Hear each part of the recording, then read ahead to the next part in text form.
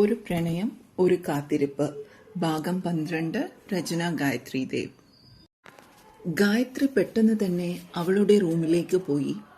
വാതിൽ അടച്ചു. ഉറപ്പില്ലാത്ത വാതിലും ലോക്കുമാണ്.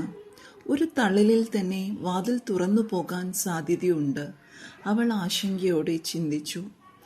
വരുൺ തന്നെ ആക്രമിക്കാൻ വരുമോ എന്ന് അവൾ ഭയപ്പെട്ടു. അവൻ ആക്രമിക്കുകയാണെങ്കിൽ ചെറിയമ്മ തന്നെ സഹായിക്കാൻ വരുമെന്ന പ്രതീക്ഷ വേണ്ട, അവൾ ചിന്തിച്ചു. കുറച്ചു നേരം അവൾ അസൈൻമെൻറ്റുകൾ എഴുതി. പിന്നെ വല്ലാതെ ഉറക്കം വന്നപ്പോൾ അവൾ കിടന്നു. എന്തോ അടയുന്ന ശബ്ദം കേട്ടാണ് ഗായത്രി ഞെട്ടി ഉണർന്നത്. ഇരുളിൽ വാതിൽക്കൽ ഒരു രൂപം നിൽക്കുന്നു. അവൾ പേടിയോടെ നിലവിളിച്ചു. അത് വരുണാണെന്ന് അവൻ്റെ ആകാരത്തിൽ നിന്ന് അവൾക്ക് മനസ്സിലായി. ശബ്ദമുണ്ടാക്കരുത്. അവൻ്റെ മുരളുന്ന ശബ്ദം അവൾ ഒരു വിറയലോടെ കേട്ടു. ഗായത്രി നിലത്ത് നിന്ന് പിടഞ്ഞെഴുന്നേറ്റു. അവൾ ചുവരിനടുത്തേക്ക് ഓടി സ്വിച്ചിട്ടു. മുറിയിൽ വെളിച്ചം തെളിഞ്ഞതും അവൾ വാതിൽക്കലേക്ക് ഓടി. ഗായത്രിയുടെ മുടിയിൽ ചുറ്റിപ്പിഴച്ച് അവൻ അവളെ നിലത്തേക്ക് വലിച്ചിട്ടു. നിലത്ത് വീണ ഗായത്രിയുടെ മേലേക്ക് അവൻ അമർന്നു. മദ്യത്തിൻ്റെ രൂക്ഷമായ ഗന്ധം അവൾക്ക് അനുഭവപ്പെട്ടു. എഴുന്നേൽക്കാൻ ശ്രമിച്ച അവളെ അവൻ വീണ്ടും താഴേക്ക് വലിച്ചിട്ടു. മൽപിടുത്തത്തിനിടെ അവളുടെ നെറ്റി ചെന്ന് ചുവരിലെ തട്ടിൻ്റെ മൂലയിലിടിച്ചു. ആ! അവൾ വേദനിച്ച് കരഞ്ഞു. എന്തു വന്നാലും താൻ ഇവൻ്റെ മുന്നിൽ കീഴ്പ്പെടില്ലെന്ന് അവൾ തീരുമാനിച്ചു. സർവശക്തിയുമെടുത്ത് അവൾ അവൻ്റെ പിടിയിൽ നിന്ന് കുതറി. അവളുടെ കാലുകൊണ്ടുള്ള ശക്തമായ തള്ളൽ അവൻ്റെ അടിവയറ്റിലേറ്റതും ഗായത്രിയുടെ ദേഹത്തുള്ള അവൻ്റെ പിടി അയഞ്ഞു. ആ ഒരു നിമിഷം കൊണ്ട് ഗായത്രി പിടഞ്ഞെഴുന്നേറ്റ് വാതിൽ കടന്ന് അടുക്കളയിലേക്ക് ഓടി.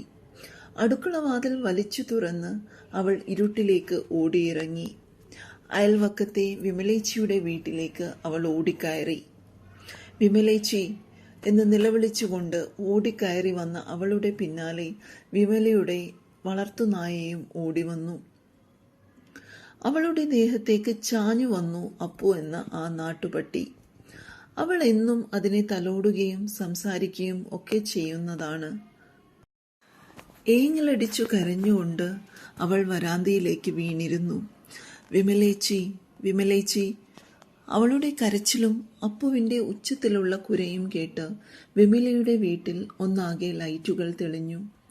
അവൾ വാതിൽ തുറന്ന് പുറത്തേക്ക് ഇറങ്ങി ഓടുമെന്ന് പ്രതീക്ഷിക്കാതിരുന്ന വരുൺ അവളെ പിടിക്കാനായി പിന്നാലെ ഓടി വരികയായിരുന്നു. അവൻ്റെ നിഴലനക്കം ഗേറ്റിനടുത്തു കണ്ടതും കുരച്ചുകൊണ്ട് അപ്പു ഗേറ്റിലേക്ക് ചാടി. അപ്പോഴേക്കും വിമലയുടെ വീട്ടിലെ ലൈറ്റുകളെല്ലാം തെളിഞ്ഞത് കണ്ട വരുൺ ഗായത്രി തൻ്റെ കയ്യിൽ നിന്ന് വഴുതിപ്പോയെന്ന് മനസ്സിലായി. അവൻ പകയോടെ അവളെ നോക്കി. ഉമ്മറവാതിൽ തുറന്ന് പുറത്തേക്കിറങ്ങിയ വിമലയും വിമലയുടെ ഭർത്താവും അമ്മയും വരാന്തയിൽ വീണുകിടന്ന് ഗായത്രിയെ കണ്ട് ഭയപ്പെട്ടുപോയി. മോളെ! വിമലയും അമ്മയും ഒരുപോലെ അവളുടെ അടുത്തേക്ക് ഓടിവന്നു. ഗായത്രി മോളെ, എന്തുപറ്റി?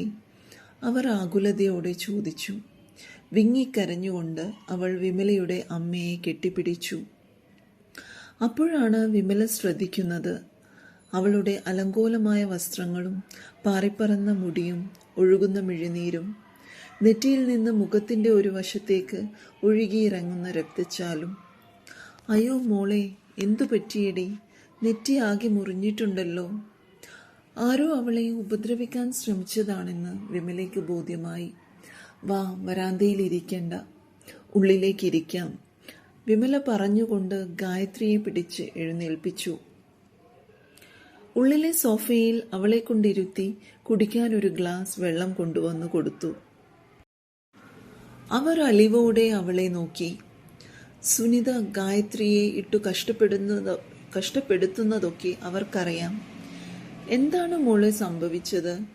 ചെറിയമ്മയുടെ ആങ്ങളയുടെ മകൻ വരുൺ എന്നെ ഉപദ്രവിക്കാൻ നോക്കി വിമലേച്ചി. രാത്രി ഞാൻ ഉറങ്ങുമ്പോൾ എൻ്റെ മുറിയിൽ കയറി വന്നു. വിമലയും അമ്മയും ഭർത്താവും അമ്പരന്നു. സുനിത ഇല്ലേ മോളെ അവിടെ? ഉണ്ട്. ചെറിയമ്മ അയാൾക്ക് സപ്പോർട്ടാണ്. അവൾ വീണ്ടും വിങ്ങിക്കരഞ്ഞു. കരയാതെ മോളെ, വിമല അവളെ സമാധാനിപ്പിച്ചു. എനിക്ക് അങ്ങോട്ട് പോകാൻ പേടിയാണ് വിമലേച്ചി. അവളുടെ മിഴികളിൽ നിന്ന് നീർമുത്തുകൾ അടർന്നു വീണുകൊണ്ടേയിരുന്നു. സാരമില്ല മോളെ, രാവിലെ ആവട്ടെ, സുനിതയോട് നമുക്ക് ചോദിക്കാം. മുത്തശ്ശിയുടെ കൂടെ അന്നു രാത്രി അവൾ കിടന്നുറങ്ങി. രാത്രി മുഴുവൻ അവൾ തൻ്റെ ഭാവിയെപ്പറ്റി പേടിയോടെ ആലോചിച്ചു കൊണ്ടേയിരുന്നു. ആ വീട്ടിൽ തനിക്കിനി തുടരാൻ കഴിയില്ലെന്ന് അവൾക്ക് തോന്നി. ആരെയും തനിക്ക് അവിടെ വിശ്വാസമില്ല. തൻ്റെ ഭാഗ്യം കൊണ്ട് മാത്രമാണ് അവിടെ നിന്ന് ഇന്ന് രക്ഷപ്പെട്ടത്. അല്ലെങ്കിൽ വരുൺ പോലൊരു ആഭാസന്റെ മുന്നിൽ തൻ്റെ മാനം നഷ്ടപ്പെട്ടേനെ. അന്നു രാത്രി അവൾ കുറച്ച് തീരുമാനങ്ങൾ എടുത്തു. ആ വീട്ടിൽ ഇനി തനിക്ക് തുടരാൻ പറ്റില്ല എന്ന് അവൾ മനസ്സിൽ ഉറപ്പിച്ചു. അനന്തൻ സാർ നാട്ടിലുണ്ടെങ്കിൽ സാറിനെ പോയി കാണണമെന്ന് അവൾ തീരുമാനിച്ചു. തനിക്ക് താൽക്കാലികമായി താമസിക്കാൻ എവിടെയെങ്കിലും ഹോസ്റ്റലിലോ പേയിങ് ഗസ്റ്റായിട്ടോ സൗകര്യം ഒരുക്കി തരണമെന്ന് സാറിനോട് അപേക്ഷിക്കാമെന്ന് അവൾ വിചാരിച്ചു. ഓരോരോ ചിന്തകളിൽ ആകുലപ്പെട്ട് അവൾ അങ്ങനെയിരുന്നു. നെറ്റിയിൽ നല്ല മുറിവുണ്ട്. വിമലേച്ചി കെട്ടിത്തന്ന കെട്ടിലൂടെ അവൾ കൈയിഴച്ചു. തല വേദനിക്കുന്നുണ്ട്. രാവിലെ കോളേജിൽ പോകുമ്പോൾ ക്ലിനിക്കിൽ കയറി മുറിവ് ഡ്രസ്സ് ചെയ്യണമെന്ന് അവൾ വിചാരിച്ചു. മൽപിടുത്തത്തിനിടയിൽ ശരീരമാകെ ഉലഞ്ഞു പോയതിൻ്റെ ക്ഷീണവും അവൾക്ക് അനുഭവപ്പെട്ടു. പുലർച്ചെ എപ്പോഴോ അവൾ ഉറങ്ങിപ്പോയി. രാവിലെ മുത്തശ്ശി വിളിക്കുമ്പോഴാണ് അവൾ എഴുന്നേൽക്കുന്നത്. അവർ കൊണ്ടുവന്ന ചായ അവൾ ഊതി കുടിച്ചു. മുത്തശ്ശിയും വിമലേച്ചിയും എൻ്റെ കൂടെ ഒന്ന് വരാവോ വീട്ടിലേക്ക്, അവൾ അവരോട് അഭ്യർത്ഥിച്ചു. ശരി മോളെ, നീ പേടിക്കാതെ വാ. അവർ മൂവരും ഗായത്രിയുടെ വീട്ടിലേക്ക് നടന്നു. ഗായത്രി വിമലയുടെ കൂടെ കയറി വരുന്നത് കണ്ട് സുനിത ആക്രോശിച്ചു. നീ ആരുടെ കൂടെയായിരുന്നെടി ഇന്നലെ രാത്രി? ദേ സുനിതേ, നിന്റെ ചെറുക്കൻ കൊച്ചിനെ ഉപദ്രവിച്ചതും പോരാ നീ പ്രസംഗിക്കുന്നോ? മുത്തശ്ശി അവരോട് ചീറി. അവൾ അവനെ കണ്ണും കൈയും കാണിച്ചിട്ടായിരിക്കും, അല്ലാതെ എൻ്റെ ചെറുക്കൻ അത്തരക്കാരനല്ല. സുനിതയും തിരിച്ചു പറഞ്ഞു. അതുകൊണ്ടാണോടി ആ കൊച്ചു പേടിച്ച് അവൻ്റെ കയ്യിൽ നിന്ന് രക്ഷപ്പെട്ട് ഞങ്ങളുടെ വീട്ടിലേക്ക് ഓടി വന്നത്? മുത്തശ്ശിയും വിട്ടുകൊടുത്തില്ല. വീടിന് മുന്നിൽ അവൻ്റെ വണ്ടി കാണാതെ ആയപ്പോഴേ അവർക്കും മനസ്സിലായി വരുൺ അവിടെ ഇല്ലെന്ന്. നിന്റെ ആങ്ങളയുടെ മകനെ നിലയ്ക്ക് നിർത്തിയാൽ നിനക്ക് കൊള്ളാം കേട്ടോ, അല്ലെങ്കിൽ നാട്ടുകാർ അവനെ എടുത്തിട്ട് അലക്കും. വിമല സുനിതയോട് ചീറി. മതി മുത്തശ്ശി, പോയിക്കോ, ഗായത്രി അവരോട് പറഞ്ഞു. ഉടനെ തന്നെ വീടിനുള്ളിലെത്തി അവൾ വേഗം തന്നെ കുളിച്ച് ഡ്രസ്സ് മാറി കോളേജിലേക്ക് പോകാനായി തയ്യാറായി വന്നു. എടി, സുനിതയുടെ ഉച്ചത്തിലുള്ള ശബ്ദം കേട്ട് ഗായത്രി തിരിഞ്ഞു നോക്കി. എന്താടി നീ എൻ്റെ ചെറുക്കനെ പറ്റി വേണ്ടാദിനം പറഞ്ഞു കൊടുത്തത്? ഗായത്രി അവരുടെ മുഖത്തേക്ക് തിരിഞ്ഞു നോക്കി. ഗായത്രിയുടെ മുഖത്തെ കാഠിന്യവും കത്തുന്ന കണ്ണുകളും കണ്ട് സുനിത ഒന്ന് പതറി. നിങ്ങൾ ഇത്തരക്കാരിയാണെന്ന് ഞാൻ വിചാരിച്ചില്ല. ഇത്രയ്ക്ക് നീചമായി നിങ്ങൾ എന്നോട് പെരുമാറാൻ കഴിഞ്ഞല്ലോ. ഞാൻ നിങ്ങളോട് എന്ത് തെറ്റ് ചെയ്തു? ഗായത്രിയുടെ വാക്കുകൾ ഇടറി. സുനിതയ്ക്ക് ഉത്തരം മുട്ടി. ഗായത്രി വീടിനുള്ളിലേക്ക് കയറിപ്പോയി. അവളുടെ കോളേജ് ബാഗും വസ്ത്രങ്ങൾ അടക്കിയ വേറൊരു ചെറിയ ബാഗും എടുത്ത് ഹാളിലേക്ക് വന്നു. ജോലിയൊക്കെ ഒതുക്കി വച്ചിട്ട് പോടി. ഗായത്രിയുടെ രൂക്ഷമായ നോട്ടത്തിന് മുന്നിൽ സുനിതയുടെ വായടഞ്ഞു.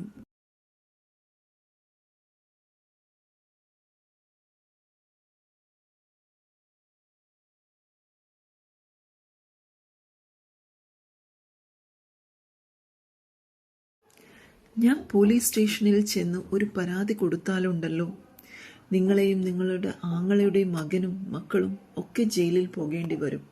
ഓർത്തു വെച്ചോ. വെട്ടിത്തിരിഞ്ഞ് ഗായത്രി വീടിന് പുറത്തേക്ക് ഇറങ്ങി. തൻ്റെ അച്ഛൻ്റെ പേരിലുള്ള വീടാണത്, തനിക്ക് അവകാശപ്പെട്ട ഇടം. പക്ഷേ അവളുടെ കണ്ണുകൾ നിറഞ്ഞു തൂവി. മുന്നോട്ടുള്ള വഴി കാണാത്ത പോലെ അവളുടെ കണ്ണുകൾ നിറഞ്ഞൊഴുകി. ദേഹമാകെ അവൾക്ക് തളർച്ച തോന്നി.